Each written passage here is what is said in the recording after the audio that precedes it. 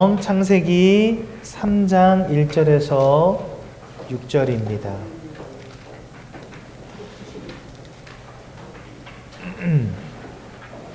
창세기 3장 1절에서 6절까지 말씀을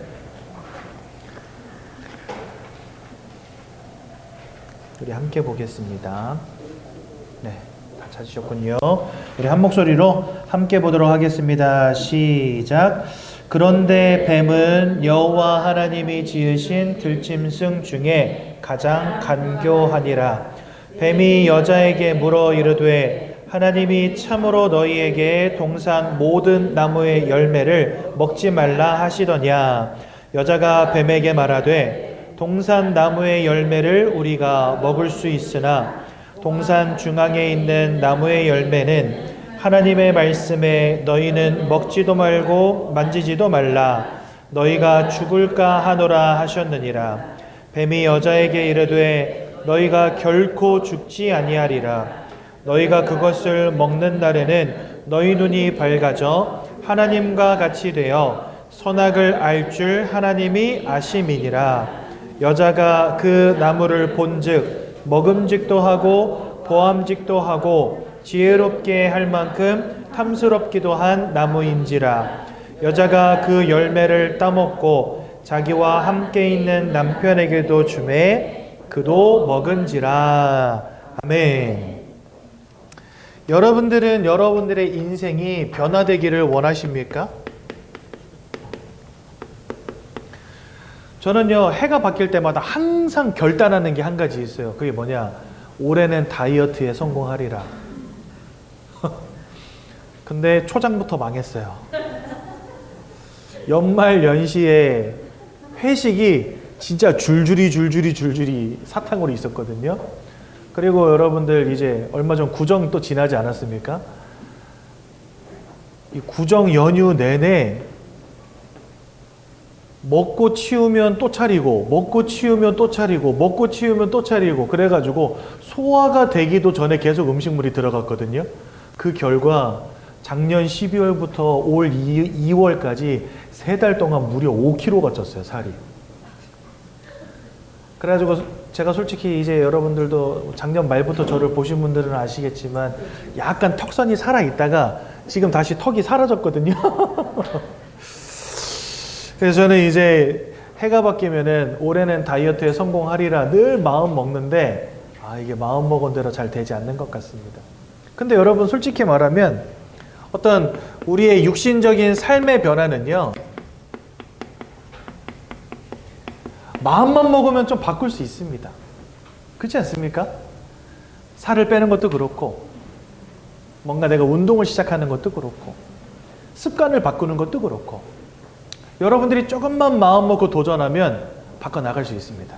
그렇죠? 근데 이게 조금만 정신적인 부분으로 넘어가게 되잖아요. 쉽지가 않아요, 그때부터는요. 특히나 이 마음, 생각. 여러분, 마음과 생각 바꾸는 거 쉽습니까? 어렵습니까? 굉장히 어렵습니다. 마음과 생각이요, 내 마음대로 될 것 같으면 우울증 환자 있으면 안 돼요. 그렇지 않습니까? 조울증 환자 있으면 안 돼요. 근데 사실 너무나 많은 사람들이 우울증, 조울증 가지고 살아가거든요. 행복하고 싶은 사람 모두가 똑같습니다. 불행하고 싶은 사람 아무도 없습니다. 그런데 마음과 생각이 진짜 내 마음대로 되지가 않아요. 그렇죠? 근데 이게 만약에 영적으로 넘어가 버린다. 그럼 여러분들 어떻게 되겠습니까? 사실 사람들은요, 영적인 사실에 완전 무지해요. 그래서 영적인 세계가 있음도 알지 못해요. 하나님이 뭔지도 모르겠고 뭐 복음이 뭔지도 모르겠고 그냥 내가 돈 잘 벌고 성공해서 잘 먹고 잘 살면 그게 장땡이지 뭔 하나님이야, 다 이렇게 생각해요. 영적인 부분은요, 완전 무지하다고 보시면 됩니다. 세상이요. 사람이 영적 존재라는 거 몰라요. 영적 세계가 있다는 거 몰라요. 그러니까 영적으로 변화해야 되겠다 생각조차 할 수가 없어요. 뭔가 내 육신적인 삶을 두고서는요, 내가 이제는 먹는 것도 좀 조심하고 운동도 좀 하면서 건강도 좀 챙겨야 되겠다. 사람들 고민하며 살거든요. 또 마음도 마찬가지입니다. 내가 너무 안일했다. 내가 너무 게을렀다. 오늘부터는 좀 부지런하게 내 생각도 마음도 바꿔봐야 되겠다. 뭔가 육신적인 고민, 정서적인 고민은요, 사람들이 많이 하면서 살아갑니다. 그렇죠? 근데 여러분들 지금까지 살아오시면서 영적 고민 해보신 적 있어요? 일예로 길 가다가 아는 사람을 만났다. 그럼 여러분들 인사하잖아요. 그러면 아는 사람 만나면 보통 뭐라고 인사하세요? 건강하십니까? 네, 식사는 하셨습니까? 간에 평안하십니까? 잘 지내고 계십니까? 이렇게 인사하지. 이렇게 인사하는 사람 보셨어요? 당신의 영혼은 평안하십니까? 이렇게 인사하는 사람 있어요, 없어요? 여러분들 지금까지 인생 살면서 그런 인사하는 사람 만나본 적 있으세요? 없어요. 저는 물론 만나본 적 있어요. 딱 한 번. 도를 아십니까? 하는 분을 현장에서 전도하다가 만났거든요. 저기 월피천 앞에 가면은 이렇게 나무가 줄 져서 서 있어요. 그 강변 따라서. 그리고 벤치도 줄 서서 서 있어요. 저는 저쪽에서 이렇게 복음 전하면서 오는데 날씨가 너무 더우니까 벤치에 하나 이렇게 탁 앉은 거예요. 근데 저쪽에서 어떤 아저씨가 한 분이 쭉 오시더니 제 옆에 앉아요. 아니 벤치가 그렇게 많은데 왜 하필이면 내 옆에 앉냐고. 벤치도 제가 덩치가 크니까 아무리 큰 벤치에 앉아도 제가 거기 한쪽에 앉아 있으면은 되게 좁게 느껴지거든요. 보통 제 옆에 안 앉아요, 사람들이. 근데 이 아저씨가 저쪽에서부터 오시더니 앉는 거예요. 그러더니 저한테 도를 아십니까? 당신의 영혼은 평안하십니까? 이러면서 저한테 인사하시더라고요. 그 사람 빼고는요, 한 번도 당신의 영혼은 평안하십니까? 이런 인사 들어본 적이 없어요. 그건 뭘 말하냐면 사람들이 육신적인 것, 정서적인 것에는 관심이 지대하고 참 크지만 영적인 것은요, 아예 관심이 없다는 거예요. 근데 그 이유가 뭐냐면 무지하니까. 영적 세계가 있음도 알지 못하니까. 근데 성경은요, 우리가 영적인 실패와 무너짐 속에 있다라고 말씀하십니다. 만약에 이게 사실이라면 우린 이거 어떻게 바꿀 수 있을까요? 육신적인 것은 조금 내가 결단하면 되고 마음적인 부분은 이거 진짜 바꾸기 어렵지만 진짜 뼈를 깎는 노력 속에서 어느 정도 내 마음도 바꿀 수는 있어요. 그런데 이게 영적으로 넘어오잖아요. 답이 없어요. 뭘로 바꿀 겁니까? 나에게 영적인 실패와 무너짐의 문제가 와 있다는 사실조차 모르는데 어떻게 바꿀 겁니까? 그렇죠? 제가 현장에서 전도하는데 어떤 분이 그런 이야기 하시는 거예요. 그냥 인생은 내가 열심을 다해서 최선을 다해서 살아가면 되는 것이지 뭐 그 인생 살아가면서 하나님한테 기대고 하나님의 도움을 바라고 자기는 그런 인생 살기 싫다는 거예요. 그래서 제가 그분에게 그런 이야기 드린 적이 있습니다. 내 힘으로 노력으로 되는 것도 있지만 그렇지 않은 것도 많습니다. 예를 들어서 여러분들 뭐 일을 해서 돈을 번다. 그거 여러분들 노력하면 되잖아요. 그렇죠? 그런데 어느 날 갑자기 내 인생에 진짜 내가 해결 불가능한 그런 문제가 탁 왔다. 예를 들자면 많은 사람들이 요즘에 정신적인 문제로 고통당한단 말이에요. 이런 분들의 특징이 뭐냐면 자살 충동에 시달리는 분들이 굉장히 많이 계세요. 여러분들 나도 모르게 자살 충동에 막 시달리게 된다. 그거 내가 아무리 밀어내고 바꿔보려고 한들 되지 않거든요. 그때부터는 전문기관, 전문인에게 도움을 받지 않고서는 혹은 약을 먹지 않고서는 이거 해결이 안 되는 겁니다. 그러니까 내가 노력해서 바꿀 수 있는 것도 있지만 내가 노력한다고 해서 변화되어지지 않는 부분도 분명히 우리 인생에 있다는 거죠. 근데 가장 중요한 것은 바로 이 영적인 부분. 성경은 눈에 보이지 않게 지금도 역사하는 사단과 악령의 무리들이 있다라고 분명히 가르치시고 이 문제는 내가 노력한다고 최선을 다한다고 바뀌거나 해결되는 문제가 아니라고 말씀하시거든요. 내가 열심히 사는 것으로는 안 돼요. 내가 결단하는 것으로도 안 돼요. 내가 최선을 다하는 것으로도 바꿀 수가 없어요. 그래서 이러한 문제들을 우리가 바꾸기 위해서 우리에게 필요한 유일한 답은 사단과 흑암의 권세를 꺾으사 우리 영적인 실패를 끝내신 예수 그리스도가 아니고서는 안 되는 겁니다. 그래서 여러분들 놀랍게도 예수 그리스도를 만나는 사람들의 인생이 바뀌어지는 것을 저는 많이 목도하게 됐습니다. 한 청년이 있었어요. 게임을 너무 좋아했어요. 게임을 너무 열심히 하다 보니까 학교를 안 가기 시작했어요. 대학생이었는데. 그래서 수업도 안 가. 숙제도 안 내. 시험도 안 쳐. 그래서 학교에서 퇴학을 당한 겁니다. 대학교에서 퇴학을 당했어요. 그 이제 대학도 졸업도 못했고 게임에 완전히 중독돼 있다 보니까 아무것도 하질 못한 거예요. 일도 할 수 없었고 일상생활도 불가능할 정도였던 거예요. 그러니까 맨날 게임만 가서 살고 아니면 집에 돌아오면 컴퓨터 켜놓고 문 걸어 잠그고 그냥 게임만 하고 사는 겁니다. 무려 그렇게 인생을 10년이라는 기간을 그렇게 산 거예요. 그러니까 이 엄마가 보다 못해가지고 얘를 필리핀으로 보낸 겁니다. 필리핀에 뭐가 있었냐면 하나님 믿는 분들이 하숙집을 만들어 놓고 필리핀에 와서 유학도 할 수 있도록 도와주고 그 다음에 계속해서 예배하면서 그 인생이 치유 회복될 수 있도록 돕는 그런 집들이 여러 군데 있었어요.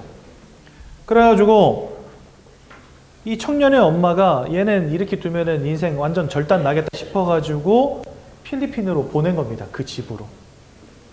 그래서 이 친구가 거기 들어가서도 한동안은요 정신 못 차리고 거기서도 맨날 게임하고 막 정신없이 산 거예요. 그러다가 어느 날 선교사님을 통해서 뭘 듣게 됐냐? 예수가 그리스도라는 그 복음을 듣게 된 겁니다. 그래서 이 친구가 예수님을 마음속에 영접하게 됐어요. 근데 그때부터 하나님이 그 청년의 인생 가운데 역사하시기 시작한 거예요. 예수님을 만나고 나니까 이 영적인 실패와 무너짐이 끝나버리게 되고 영적인 평안함 가운데로 들어가고 나니까 그때부터 이 친구의 마음을 하나님이 바꾸시는 거 있죠. 뭔가에 중독돼서 아무것도 할 수 없는 상태 속에 있었는데 이제는요 다시 일어설 힘을 얻게 된 거예요. 계속해서 예배하고 말씀 들으면서 생각이 치유되어지고 삶이 치유되어지고 그래서 이 친구가 너무 그게 행복하고 기쁘고 감사해서 신학교를 가게 됩니다. 필리핀에서 신학교를 다니기 시작한 거예요. 그리고 나중에는 목사가 됐습니다. 그게 바로 접니다.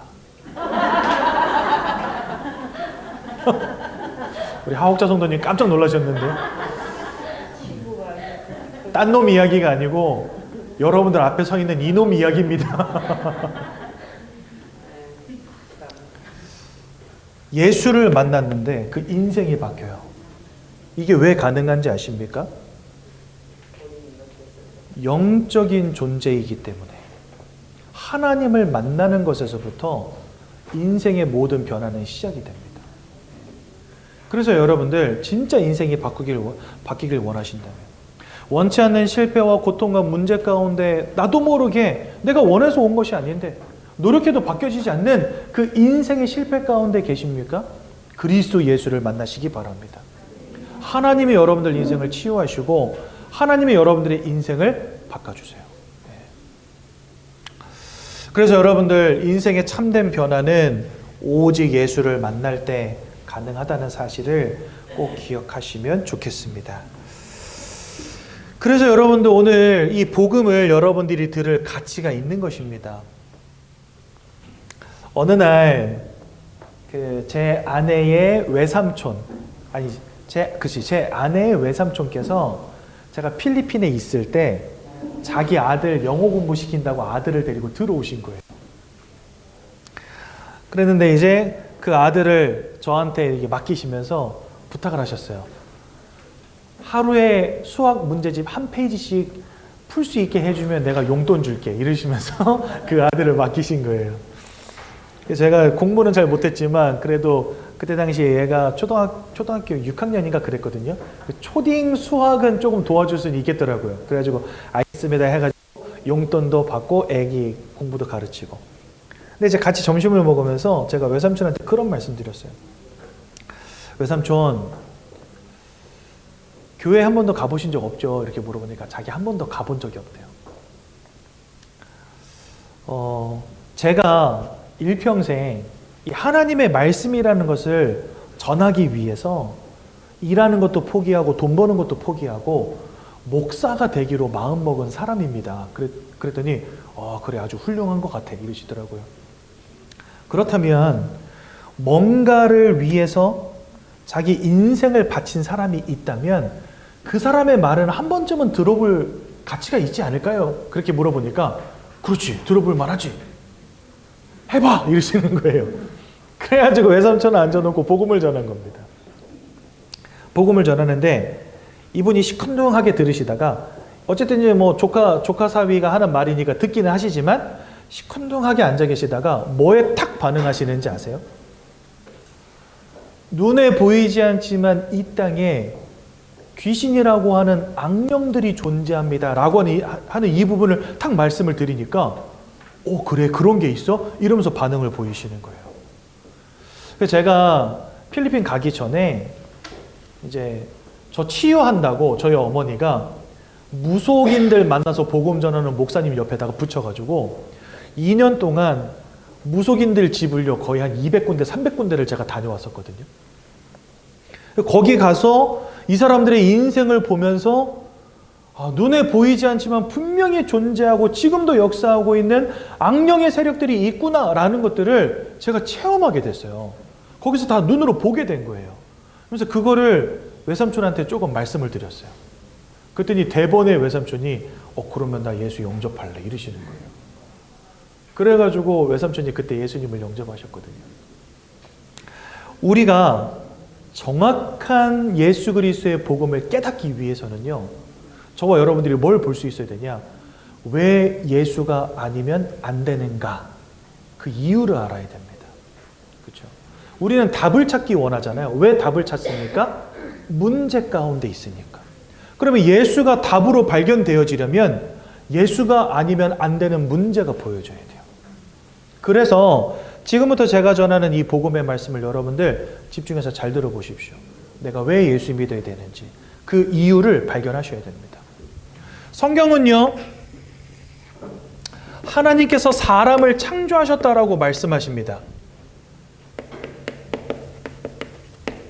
창세기 1장 27절은 특히나 하나님의 형상을 따라서 사람을 만드셨다 이렇게 돼 있어요. 근데 하나님은요, 하나님의 형상을 우리는 알 수가 없어요. 왜냐하면 하나님은 영이시기 때문에. 근데 하나님의 모양을 따라 하나님을 닮은 존재로 우리를 만드셨다는 거예요. 하나님은 영이시기 때문에 그 하나님을 닮은 존재인 우리는 하나님을 닮은 존재로서 영적 존재인 것입니다. 그래서 우리는 눈에 보이지 않는 하나님을 찾기도 하고 믿기도 하고 그분에게 예배도 드리고 기도도 하고 찬양도 합니다. 아니 눈에 보이지도 않고 손으로 만질 수도 없는데 이게 왜 가능하냐? 저와 여러분들이 영적 존재이기 때문에 가능한 거예요. 그렇죠? 그러니까 하나님의 형상을 따라 사람을 만드셨다는 것은 사람을 영적 존재로 만드셨다는 것이고, 하나님이 이렇게 우리를 영적 존재로 지으신 이유는 영이신 하나님을 알고 그 하나님을 찬양하고 그 하나님을 예배하고 그 속에서 영적인 모든 축복을 누리도록 하나님 처음부터 우리를 만드셨다는 겁니다. 그래서요, 원래 하나님이 지으신 인간은 하나님과 함께하는 이 축복 가운데에서 최고의 행복을 누리는 존재였어요. 이렇게 사람을 처음부터 지으신 겁니다. 그래서 원래 인간은 영적 존재이고 하나님을 당연히 알고 하나님을 찬양하는 존재인 거예요. 마치 여러분들 이런 겁니다. 물고기는 물속에 살잖아요. 처음부터 그렇게 지어졌단 말이에요. 그래서 물고기가 떡밥이나 지렁이는 없어도 살 수 있어요. 그런데 물을 잃어버리잖아요. 물고기는 살 수가 없어요. 그 여러분들 제가 질문 하나 할게요. 어느 날 길을 가는데 물고기 한 마리가 길바닥에서 파닥거리고 있다. 그럼 여러분들은 그 물고기에게 뭘 주시겠습니까? 이건 뭐 바보 아닌 이상 뭐 누구나 아는 거 아닙니까? 그렇죠? 길바닥에서 파닥거리고 있는 물고기에게 떡밥을 주시겠어요? 지렁이를 주시겠어요? 당연히 얼른 들어다가 물에다가 집어넣어 주겠죠. 왜 그럴까요?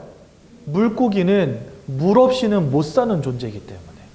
여러분, 나무가 뿌리가 뽑혀가지고 자빠져 있다. 그럼 여러분들 어떻게 하시겠습니까? 얼른 씹어줘야 돼요. 그렇죠?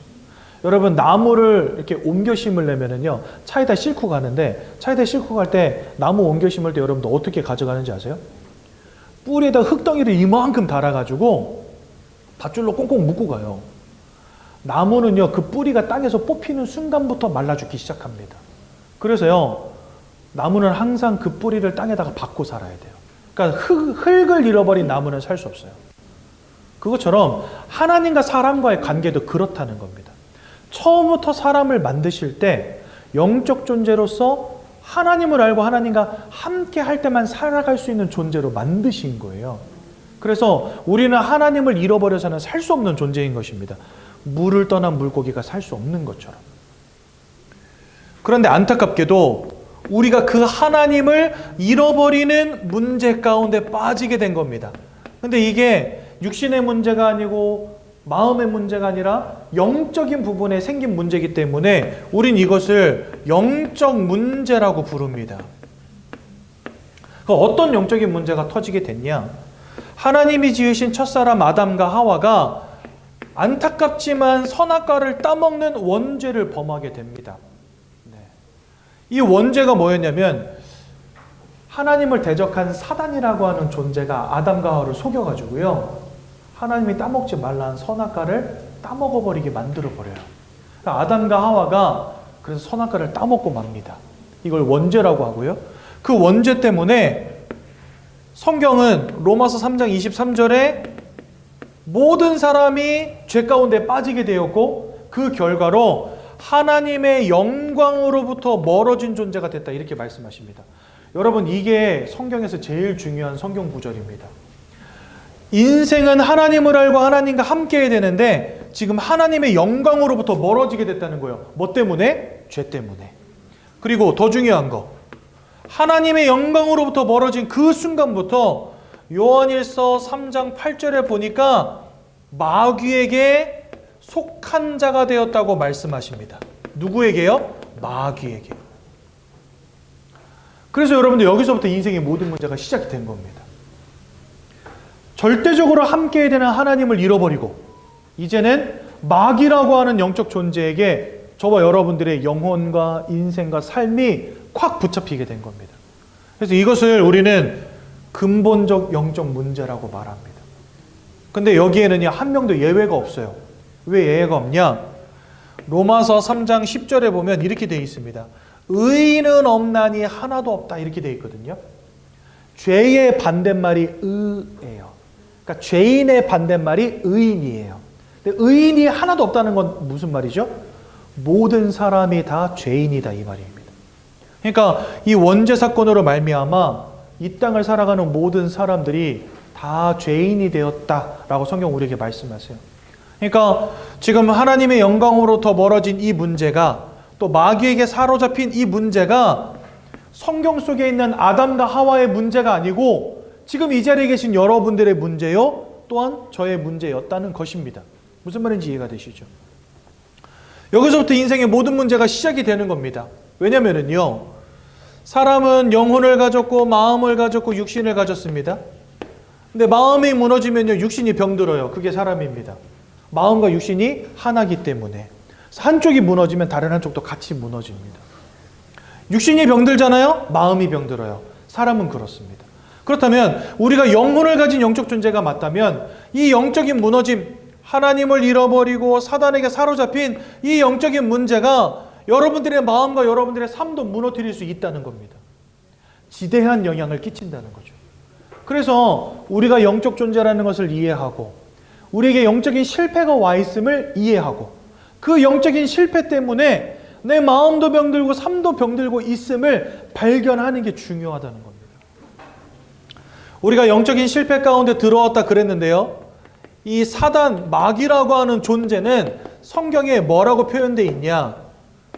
요한복음 8장 44절은 거짓말장이요 살인마라고 표현해 놓았고요, 요한복음 10장 10절은 도적이라고 표현해 놓으셨고요, 계시록 12장 9절은 천하를 꿰는 자라고 표현해 놓으셨어요.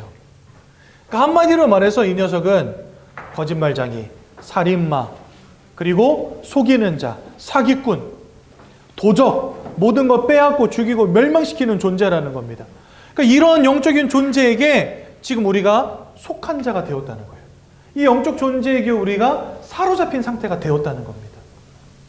그러니 여러분, 사람들의 마음과 생각이 평안할 수 있겠습니까? 절대로 그럴 수가 없어요. 여러분들의 마음으로부터 평안함도 가져가고 만족도 가져가고 기쁨도 가져가고 행복도 가져갑니다. 대신에 무엇을 가져다 줄까요? 근심을 가져다 주고 불안을 가져다 주고 걱정을 가져다 주고 두려움을 가져다 주는 겁니다. 그렇죠? 그래서 사람들이 마음 편할 날이 없는 거예요. 뭔가 가지지 못한 사람들, 실패한 사람들이 좀 근심 속에 살아간다? 이해할 만해요. 인생이 어려우니까. 그럼 여러분, 성공한 사람들, 뭔가를 많은 것을 얻은 사람들은 어떨까요? 지금 그런 사람들 가운데 자살하는 사람, 정신과 약을 먹고 있는 사람 너무나 많이 있다는 사실. 세상에 성공한 사람들 가운데 자살하는 사람들 얼마나 많습니까? 그렇죠? 아무리 성공해도 아무리 돈을 벌어도 그 마음이 평안함을 얻지 못하고 있다는 겁니다. 왜 그럴까요? 근본적으로 그 마음으로부터 행복과 기쁨과 평안과 즐거움과 이런 것들을 앗아가는 존재가 있다는 겁니다. 그래서 여러분들, 성경 빌립보서 4장 6절에서 7절은 뭐라고 말씀하시냐? 모든 지각 위에 뛰어난 하나님의 평강이 우리 마음과 생각을 지켜주신다, 이래 돼 있어요. 그러니까 하나님이 저와 여러분들의 마음을 지켜주셔야 돼. 하나님이 우리와 함께 하시고 우리의 마음을 지켜주셔야 우리가 평안함과 기쁨 가운데로 들어갈 수 있는 겁니다. 그래서 그런 줄 몰라도요, 요한복음 14장 26절에서 27절에 보면 뭐라 돼 있냐? 내가 너희에게 평안을 줄 것인데 이 평안은 세상이 주는 것과 같지 않다, 이래 돼 있습니다. 사람들은 어떻게 평안함을 찾습니까? 돈 벌고 성공함으로. 그런데 아무리 돈을 벌어도 아무리 성공해도 우리의 마음에서부터 평안함을 앗아가는 사단의 권세 막을 수가 없어요. 그래서 성경은 뭐라고 말씀하시냐? 하나님이 지키셔야 된다는 거예요. 하나님이 우리 마음을 지켜주시고 예수님이 우리 마음의 평안함을 채워주셔야지만 우리가 평안함을 누릴 수 있다는 겁니다.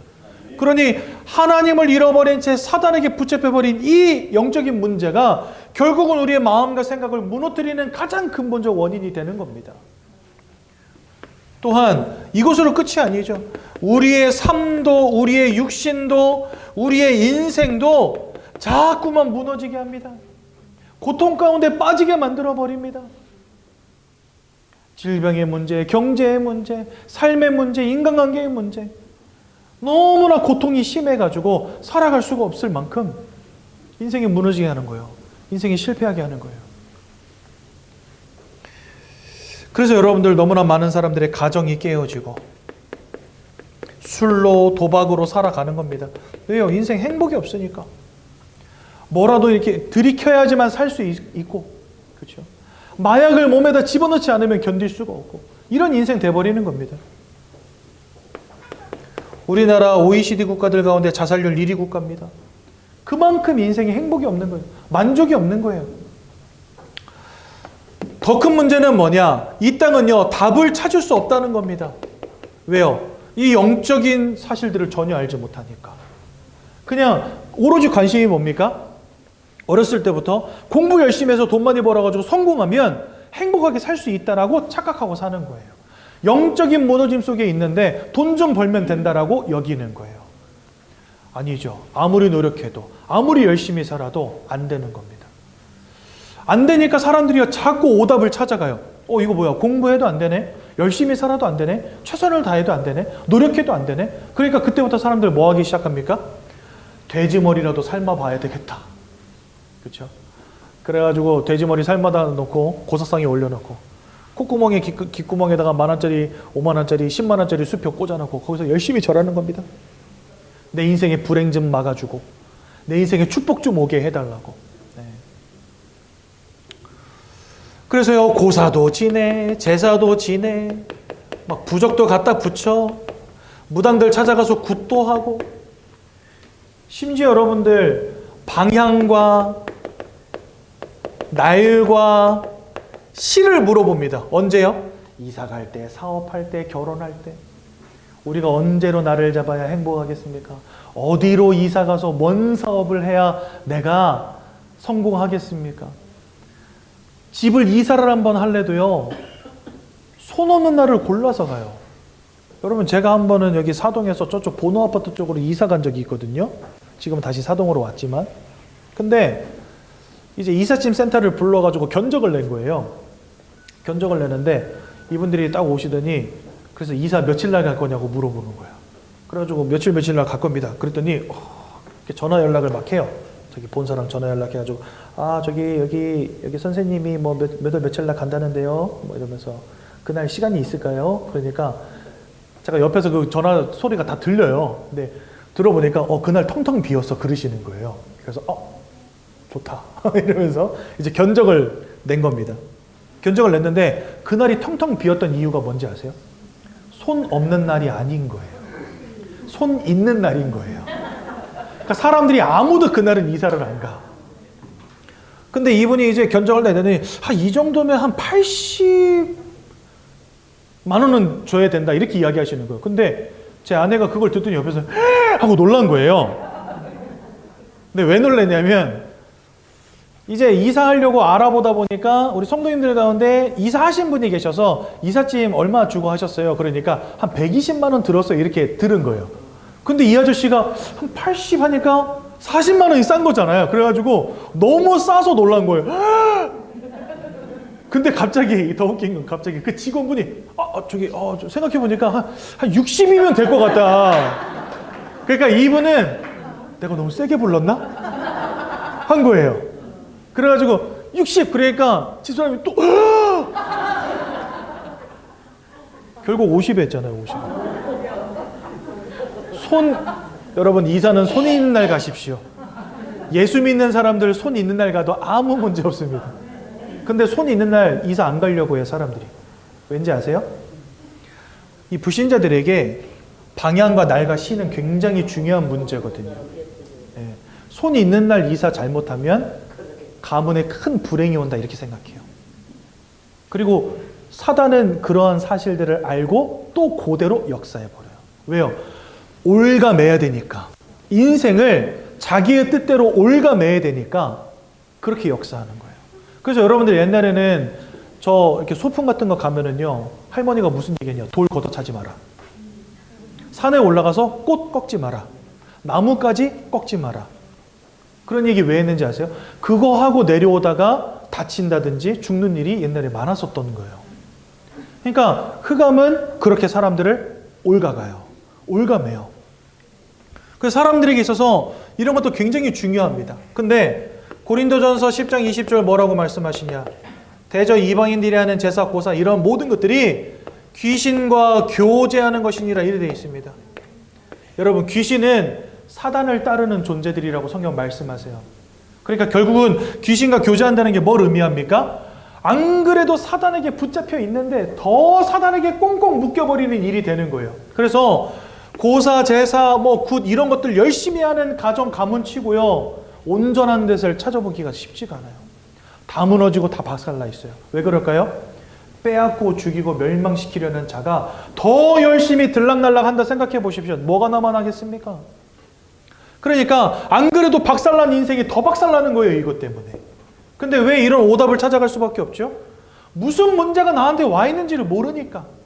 그러니까 뭔가 최선을 다하고 열심히 하는데 더 큰 문제가 와버리는 거예요. 진정한 문제는 뭔지 아십니까? 히브리서 9장 27절에 보니까 사람이 한 번 죽는 것은 정하여져 있다. 누구나 한 번은 이 땅 떠나갑니다. 근데 그 이후에 하나님의 심판이 있다라고 말씀하시는데, 지옥은 원래 마귀와 귀신의 무리들을 가두기 위한 곳이다 라고 성경 우리에게 말씀하세요. 그런데 마귀와 그의 사자들을 위해 예비된 이 지옥에 하나님을 믿지 않는 자들도 함께 들어갈 것이다 말씀하십니다. 그 이유가 뭔지 아십니까? 우리가 누구에게 속해 있다고요? 마귀에게. 그래서 마귀에게 속한 이 문제를 빨리 해결하지 않는다면 우리 이 땅 떠나가는 날 마귀와 함께 지옥에 가는 겁니다. 그게 하나님의 법이에요. 여러분, 우리는 대한민국에 살잖아요. 그래서 대한민국에 살면서 누구의 법을 따라야 됩니까? 대한민국의 법을 따라야 돼요. 우리는 하나님이 창조하신 영적인 세계와 질서 속에 살아갑니다. 하나님은 뭐라고 정해놓으셨냐? 지옥은 마귀와 그의 사자들을 위해서 예비한 곳인데 죄를 짓는 자마다 마귀에게 속해 있다, 이렇게 말씀하시는 거예요. 그러니까 하나님이 지으신 영적 세계와 하나님이 세우신 영적 질서 속에 우리는 살아가기 때문에 하나님 알지 못한다? 내가 아무리 기분 나쁘고 아니라고 소리쳐도 소용없어요. 이 땅 떠나가는 날 마귀와 함께 지옥에 들어가는 겁니다. 그렇다면 우리가 이 근본적 영적인 문제 어떻게 해결하겠습니까? 어떻게 해야 우리 인생이 변화될 수 있겠습니까? 방법은요, 이 근본 문제를 빨리 끝내버리는 것 외에는 없어요. 근데 우리가 돈으로, 지식으로, 열심으로, 최선으로, 선행으로 이 문제들을 해결할 수 없기 때문에, 우리가 직접 하나님께로 갈 수 없기 때문에 길로서 이 땅에 우리를 찾아오신 이가 있는데 그분이 바로 예수라는 겁니다. 여러분, 이제 왜 예수를 믿어야 되는지 아시겠죠? 예수 믿지 않으면 큰일 납니다. 이 땅을 살아가는 동안도 큰일이요, 이 땅 떠나가는 날 진짜 큰일 나는 겁니다. 하나님이 정하신 영적 세계 속에서 하나님이 정하신 영적 질서 속에 살아가는데 마귀에게 속한 자, 그 인생이 이 땅을 살아가는 동안에도 고통과 저주와 문제 가운데 살아갈 수밖에 없으며 이 땅 떠나가는 날 심판받고 지옥에 들어갈 수밖에 없다라고 하나님 정해놓으셨다는 거예요. 근데 이거 우리 스스로 해결할 수 없기 때문에 하나님이 우리에게 길로서 보내신 이가 바로 예수다. 예수를 믿는 거 중요합니다. 많은 사람들 교회 다닙니다. 많은 사람들 예수 믿습니다. 그런데 왜 예수 믿어야 되는지 몰라요. 그게 문제입니다. 그래서 여러분들은 정확히 아셔야 됩니다. 왜 예수 믿어야 되는가? 이러한 문제 가운데 있기 때문에 예수님 이 땅에 오셔서 세 가지 일을 하셨어요. 여러분들 보세요. 모든 사람들이 죄와 하나님 잃어버린 문제와 사단에게 사로잡힌 문제에 걸려 있어요. 근데 예수님 이 땅에 오셔가지고요, 갑자기 어이없게도 십자가에서 툭 하고 돌아가십니다. 여러분, 예수님이 오셔서 많은 사람들에게 떡도 나눠주시고 아픈 자들도 고쳐주시고 심지어 죽은 자도 살려주셨거든요. 우리 인생의 문제가 돈이 없고 먹을 게 없고 죽음의 문제라고 한다면 주님이요, 십자가에 죽으실 필요 없이 계속해서 없는 사람한테 주시고 아픈 사람 고쳐주시고, 그렇죠? 죽은 사람 살려주시고 하면 될 거 아닙니까? 근데 주님이 그 일 하시다가 갑자기 십자가에서 돌아가셨어요. 그러면서 주님 뭐라고 말씀하셨냐? 내가 이 땅에 온 것은 십자가에서 죽기 위해 왔다, 이렇게 말씀하세요. 그러니까 주님이 이 땅에 오신 궁극적인 이유와 목적이 십자가에 죽기 위함이라는 겁니다. 그러면 왜 주님은 십자가에서 죽으셨을까요? 우리에게 와 있는 진정한 문제는 돈 문제, 경제 문제가 아니기 때문에, 경제 문제, 질병의 문제가 아니기 때문에, 우리에게 와 있는 진정한 문제는 죄와 하나님 떠난과 사단에게 메인 문제이기 때문에 주님은요, 우리 인생의 문제를 돈을 주고 질병을 고쳐주는 것으로 해결하는 것이 아니라 십자가에서 죽으셨다는 거예요. 그래서 주님이 십자가에서 죽으실 때 세 가지 일이 벌어졌습니다. 로마서 8장 1절에서 2절에 보니까 예수 안에 있는 자는 결코 정죄함이 없다. 예수 안에 있는 생명의 성령의 법이 죄로부터 사망으로부터 우리를 해방하셨다, 이렇게 말씀하십니다. 그러니까 주님이 십자가에 죽으신 첫 번째 이유, 저와 여러분들을 죄로부터 해방하시기 위해. 예수라는 이름의 뜻이 뭐냐? 자기 백성을 그들의 죄에서 해방할 자, 구원할 자, 이런 의미를 갖고 있습니다. 그러니까 주님이 우리의 죄악의 문제를 끝내기 위해 이 땅에 오신 참 제사장. 두 번째로 요한복음 14장 6절에 보니까 내가 곧 길이요 진리요 생명이니 나로 말미암지 않고는 아버지께로 올 자 없다, 이렇게 말씀하십니다. 다 하나님을 떠나 있어요. 그런 우리에게 하나님을 만나는 길로서 오신 이가 바로 예수다. 그래서 예수님은 하나님을 만나는 참 선지자가 되십니다. 또한 세 번째로 요한일서 3장 8절에 보니까 죄를 짓는 자마다 마귀에게 속하였다, 이렇게 말씀하시지만 그 뒤에는 아들이 오신 것은 마귀가 하는 모든 일을 멸하기 위함이니라. 그래서 예수님은 참 왕으로 이 땅에 오셔서 마귀가 한 모든 일들을 십자가 위에서 단번에 영원히 완전히 끝내버리신 겁니다. 그러니까 주님은요, 목적을 가지고 십자가에 달리셨던 거예요.